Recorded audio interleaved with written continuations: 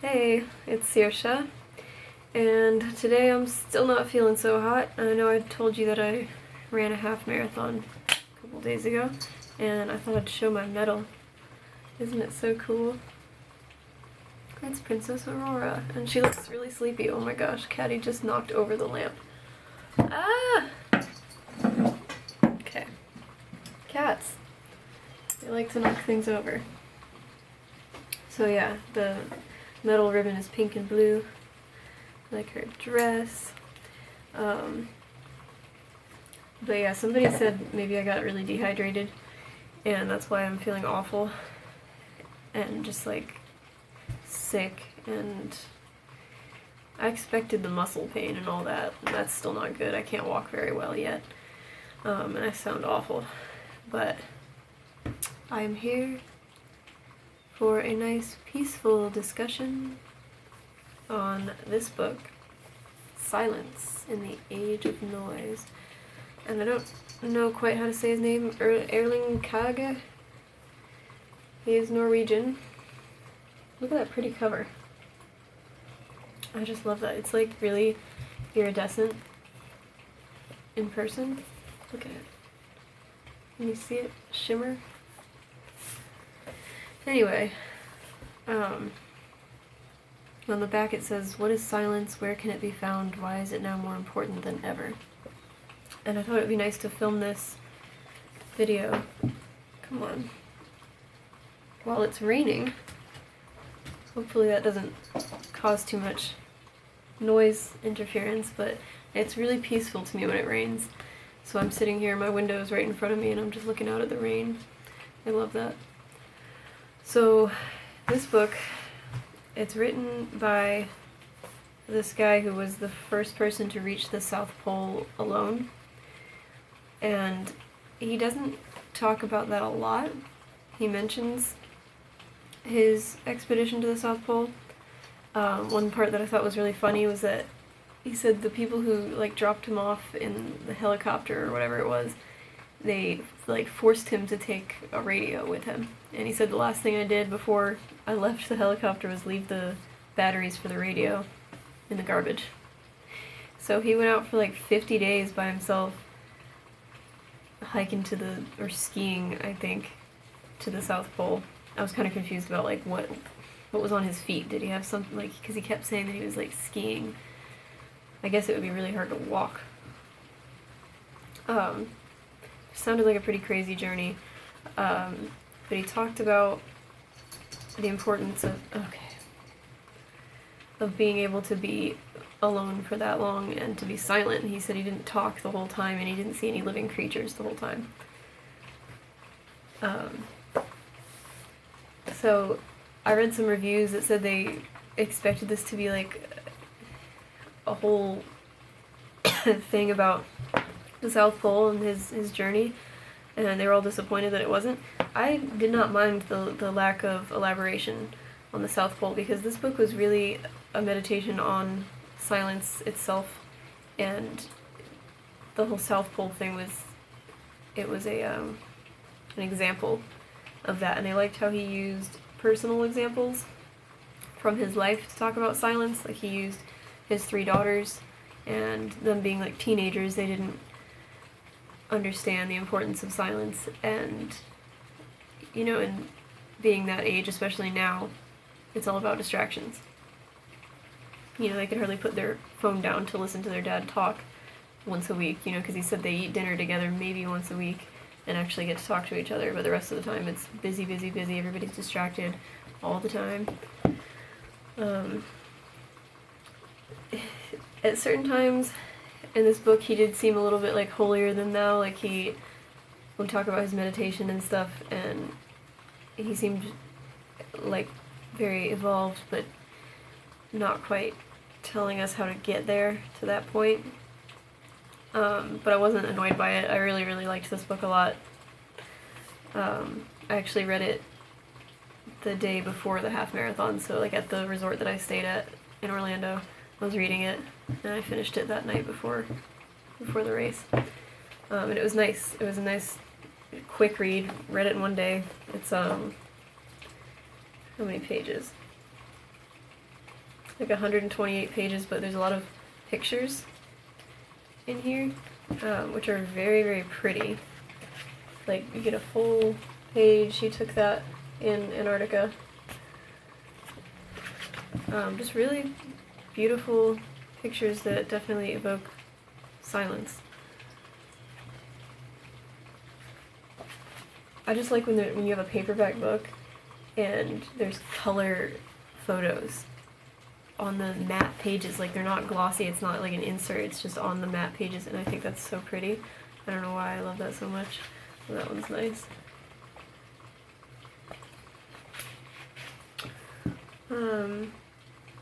So, why don't I read a few things I liked? I'm sorry if I'm not making sense, I still feel really out of it.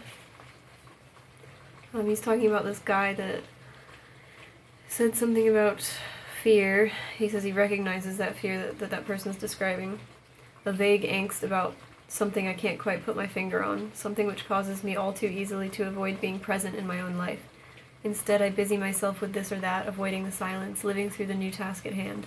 I send text messages, put on some music, listen to the radio, or allow my thoughts to flit about, rather than holding still and shutting out the world for a single moment. I think we all do that. Like, we're all afraid of ourselves.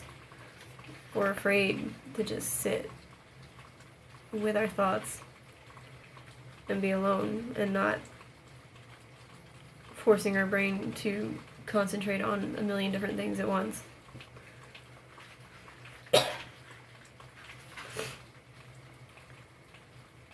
I really liked this. He says the secret to walking to the South Pole is to put one foot in front of the other and to do this enough times. And then he says on a purely technical scale this is quite simple. Even a mouse can eat an elephant if it takes small enough bites. The challenge lies in the desire. The biggest challenge is to get up in the morning when the temperature is 50 degrees below freezing, in landscapes that mirror those of Roald Amundsen's and Robert Scott's time. The next challenge, to be at peace with yourself. So I related to that just from having hiked the Appalachian Trail over 2,000 miles. How do you do it? Put one foot in front of the other. Over and over for a very long time.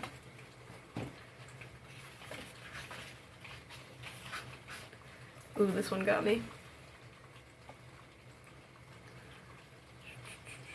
Late one afternoon, just before I was about to conclude my day's journey and pitch my tent, I peered up into the sky and imagined the man in the moon turning his gaze far north. Far below, he could observe thousands, if not millions, of people leaving their tiny houses early in the day only to sit in traffic for a few minutes or an hour, as if in a silent movie. Then they arrive at large buildings, where they remain indoors for 8, 10, or 12 hours, seated in front of a screen, before returning via the same traffic jam back to their tiny houses. At home, they eat dinner and watch the news on TV at the same time each night, year after year. The only difference over time would be that some of those people, perhaps the most ambitious of them, would move to a slightly larger house to spend their nights.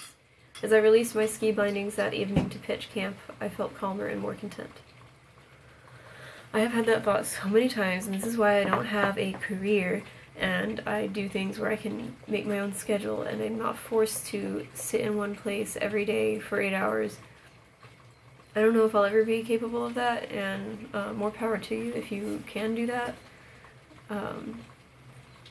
And those of you who have found a way to break out of that and make a living doing something different with variety, hey, let me know what you're doing. Because that is such a sad thought to me. Just the same thing every single day. Ugh. There's so much more to life. He puts a lot of quotes in here from philosophers and things, and I think he said this book began as a talk, like a TED talk or something.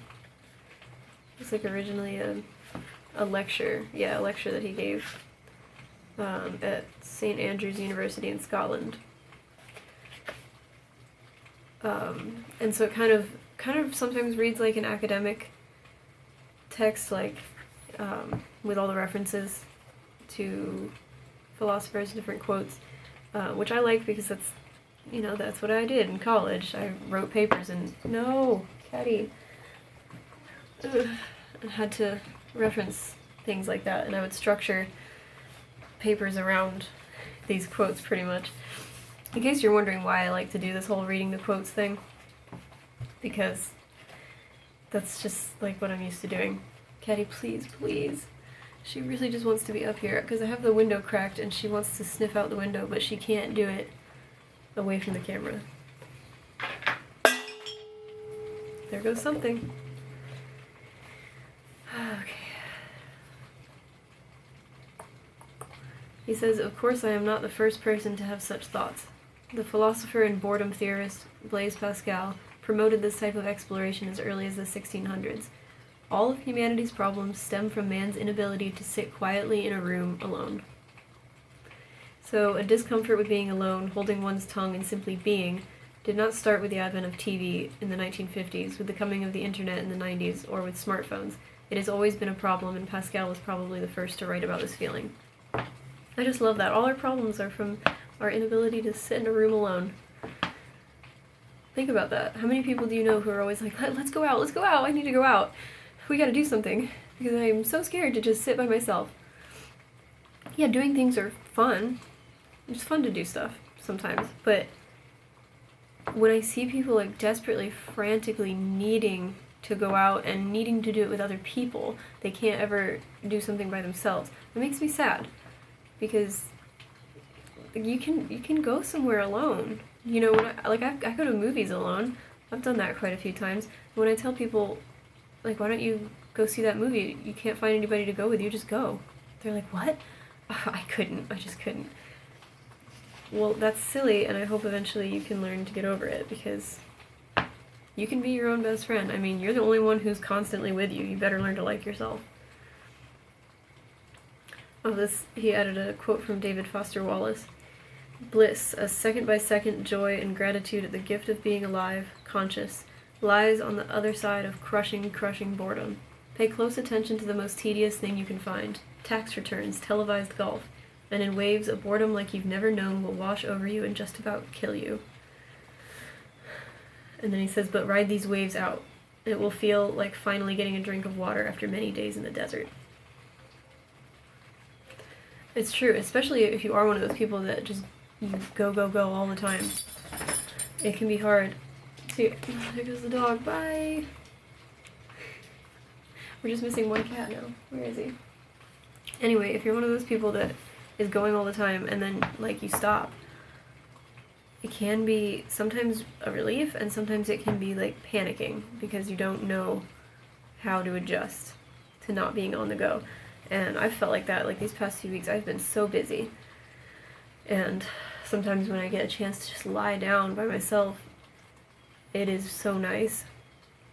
And then other times, I sit down after, like, a really busy weekend, and I think my brain's going, like, a mile a minute, and I'm like, what do I do? What do I do? I can't just be sitting here. Surely there's something I need to be doing. But sometimes, like, you need to realize that's not boredom. Like, being alone and doing nothing is not boredom. It actually can be quite productive.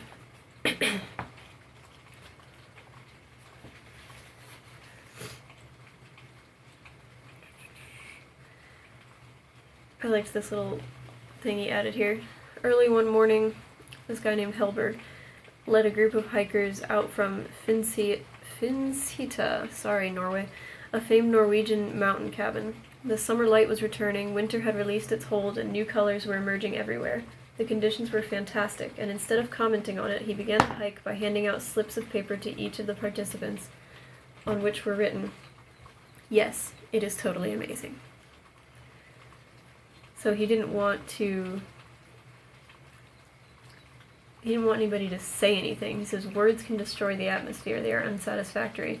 It's incredible to share grand experiences with others, but talking about it may distance us from what is happening. So, you know, it was an interesting thought to me, because I always want to go, oh, look at that. Would you look at that?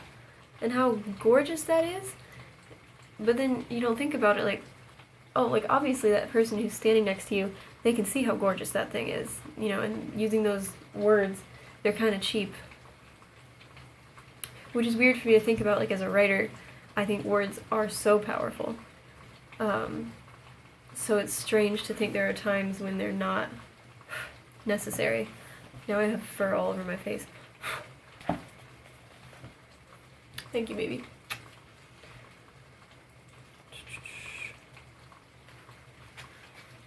Okay, I think this is the last one.